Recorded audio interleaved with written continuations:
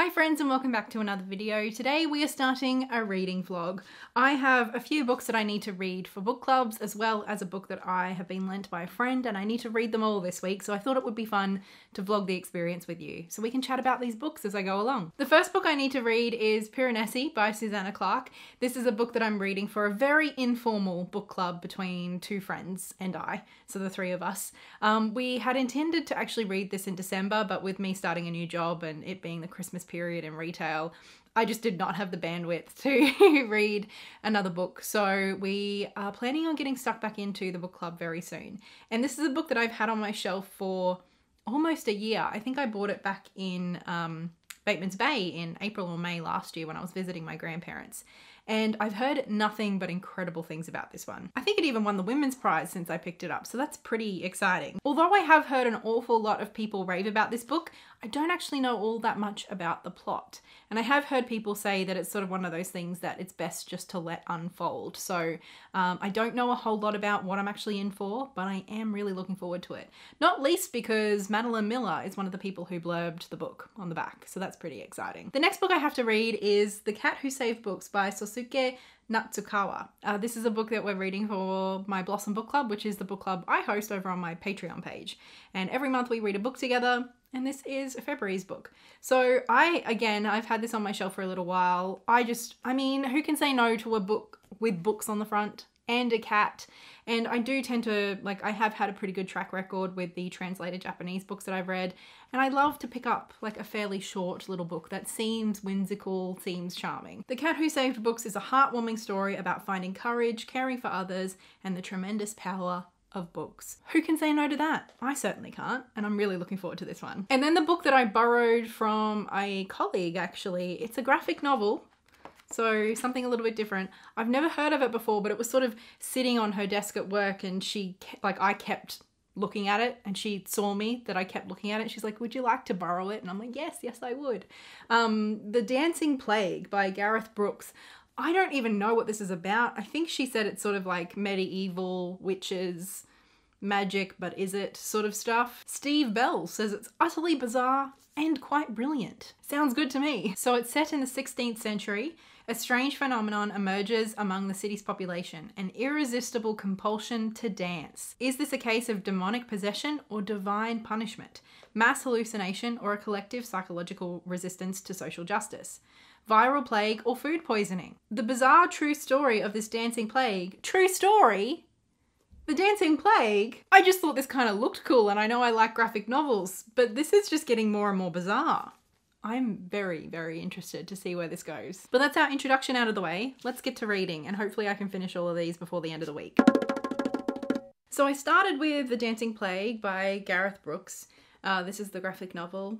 It's weird, but I really liked this. I read it in one sitting, so there was no point in sort of updating you as I went. You know, graphic novels like this are often quite quick reads, obviously. And the setup for this is that it's kind of vaguely based on different historical events and different historical figures. Some of which I knew a bit about, some of which I knew nothing of. And I'm honestly still not entirely sure how much of this is supposed to be true and how much of it is just fantasy. Basically, this covers the story of the Dancing Plague, where people in this small town in late medieval Europe just sort of started dancing. It started with one lady who just kind of couldn't stop.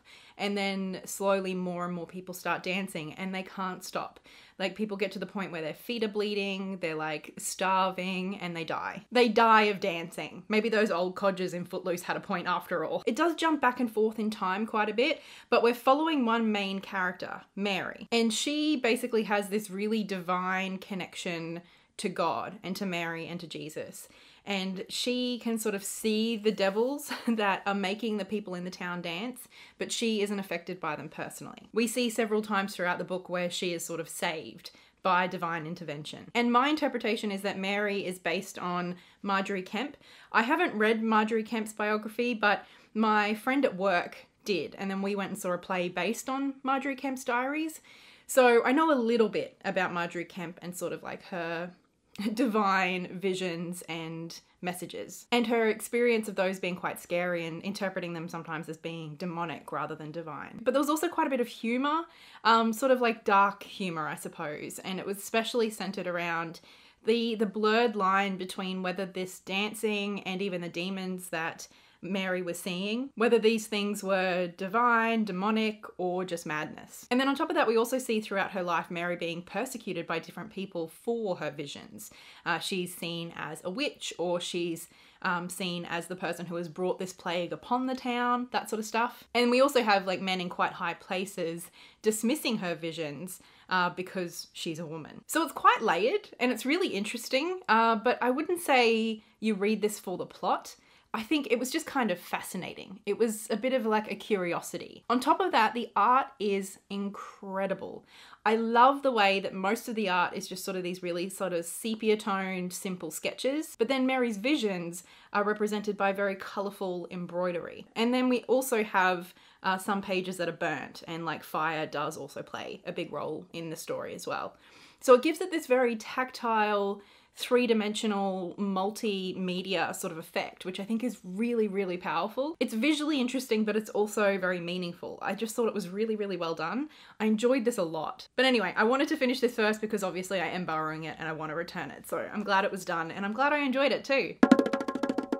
Now, next up is The Cat Who Saved Books. I've actually already started this. I've read chapter 1, although to be fair, the chapters are very long, so I'm up to page 59. And I've had this book on my shelf for a little while, and to be completely honest with you, I picked this up primarily because of the cover and because it's short. What can I say? I'm easily pleased. So I knew that this had something to do with the death of a grandparent, a bookshop, and a cat.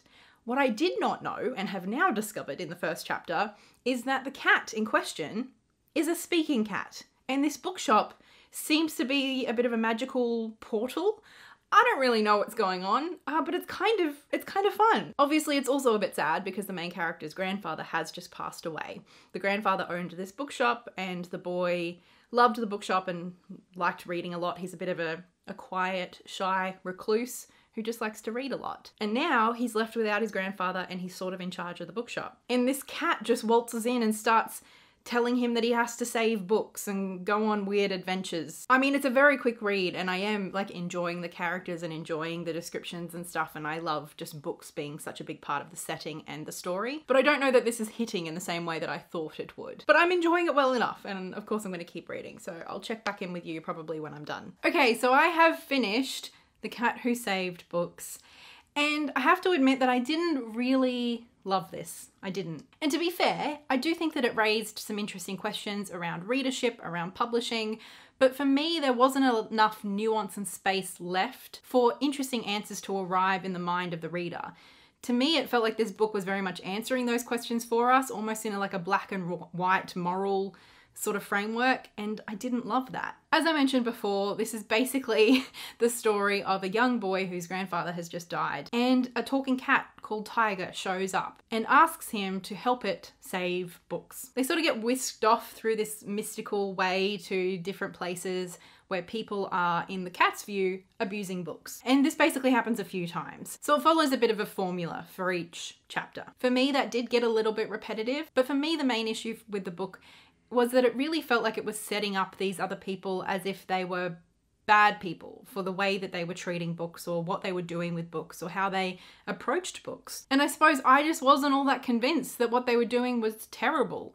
Sure, it might not be the way that I would choose to read or the way that I would choose to store my books or how I love my books personally, but I didn't really feel like there was any harm in those people doing what they were doing. Like, they weren't out there telling everybody that they have to do what they were doing. For example, and this is kind of spoilers, the first person that the cat and the boy go to visit basically has all of his books locked up in glass cabinets. And he reads a lot. He reads a lot because he feels like it gives him status, and keeping and hoarding these books almost makes him feel important, and other people see him as important and insightful and an authority because he's read so much. And the cat and the boy think he's kind of a terrible person for doing this. And yeah, I don't love people who think that they're high and mighty because they read more books than other people, but I also don't like people barging into their homes and telling them that the way they store books is wrong, and that if you don't reread a book so much that, you know, it's all crinkly and the binding's all messed up, that you don't really love reading. Like, I don't know, it felt really antagonistic, I guess. And then another one is where the cat and the boy go to meet someone who's basically cutting up books. And he's doing this because he recognizes that people have less time in their lives.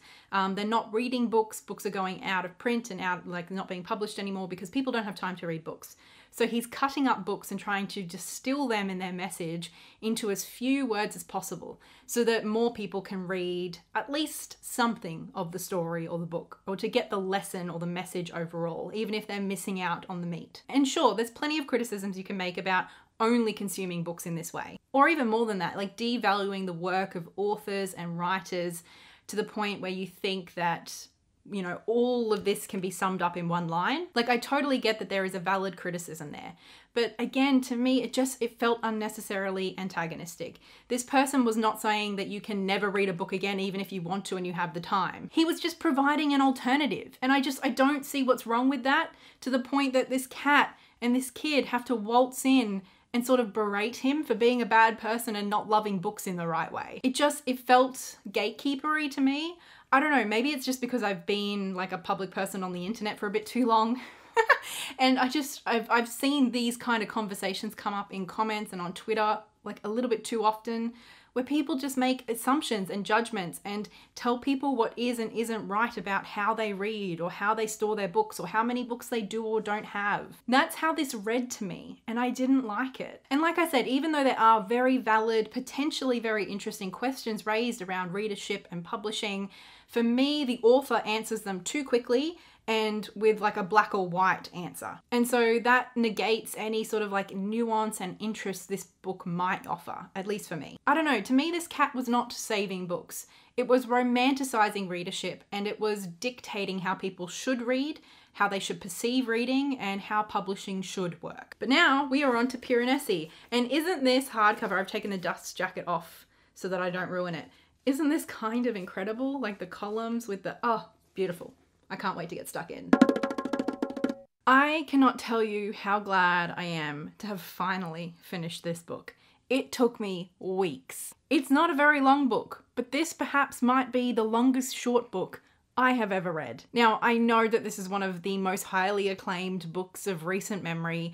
I know everyone all over the internet loves it, and I know that when people speak poorly of this book, they get dogpiled. I've seen reviews where people have discussed the fact that this book just wasn't for them, and the comments are just full of people telling them how they were just too stupid to understand what an incredible piece of art this book is. And who knows, maybe I am just an idiot, but I did not enjoy this book. For me, this was tedious, it was boring, it was a slog, and any interesting narrative that might be here, for me, the themes and the ideas just got in the way of any emotional investment I could have had. And whenever people talk about this book, they don't really talk about the book very much, and that is because it is an unfolding mystery. Our main character, Piranesi, is at the center of that mystery, and so sometimes we as the reader sort of figure out stuff before he does. And it's a bit tricky to talk about those unfoldings without sort of spoiling the experience of reading it and giving too much away. What I will say is that for me this was hugely predictable, and not in the sense that I knew stuff before Piranesi did, because I think that's kind of the point, but literally right from the beginning I just knew what this world was, why Piranesi was there, what was going on. Like,